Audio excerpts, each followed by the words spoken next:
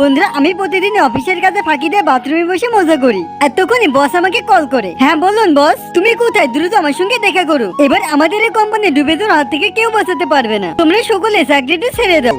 Sir, আমাদের সঙ্গে এমনটা করবেন না। আমি চাকরিটা স্যার আমার মাকে কিভাবে চিকিৎসা করাবো? দয়া করে আপনার সঙ্গেও আমাকে নিয়ে চলুন। আচ্ছা ঠিক আছে।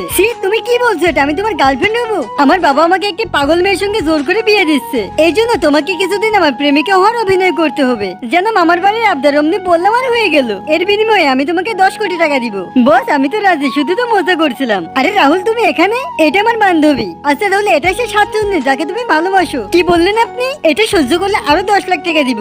ম্যাম এই নিন আপনার আরে সরি ম্যাম, আমার ভুল হয়ে গেছে। এই চায়ের বদলে তোমার দাম আরো বেড়ে যেতে পারে। বেশ অনেক হয়ে গেছে, আমি তোমাকে আর ছাড়বো না। তুমি কি করছো? আমাকে ছেড়ে দাও।